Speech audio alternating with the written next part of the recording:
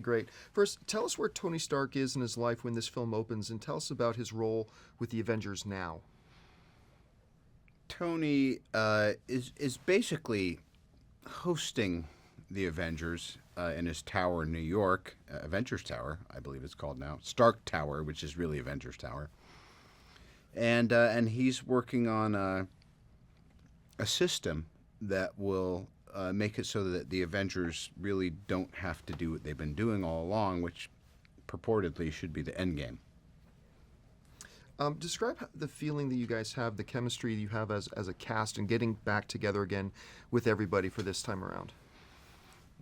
Well, I don't think any of us really expected how huge the first one would be. So it can almost intimidate you a bit because you're like, oh, well, we were just kind of hoping it would work out. And now there's this expectation to deliver. But the nice thing is it really is a great cast of folks, and we genuinely enjoy making this entertainment together. What is it about Tony as a character that attracts you to come back to him again and again and involve him as you do? It was just this perfect storm of feeling like I could create the character within the guidelines of what he was always supposed to be. And I just thought he was so cool when I was reading the comic books. I was like, great, so let's just keep it real human and make sure that there's enough wit in there so that people don't think he's a stiff, and I think it'll work out all right. Every Marvel film brings something new and different to its audience. What were you hoping that Avengers Age of Ultron would bring to the audiences this time around?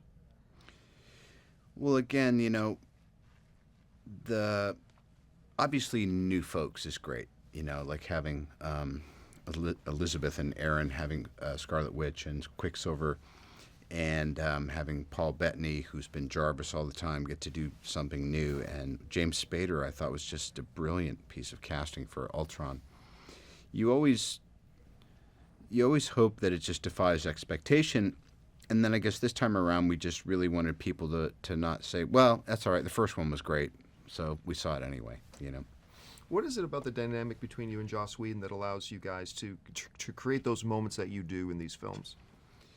Well, it's a respect, and every director-actor relationship is so different, and Joss is very in control and really wants to have authorship over things. So I think for me it was about just being a little bit more receptive, and it makes it, in some ways, just makes the job easier because he's kind of got it figured out.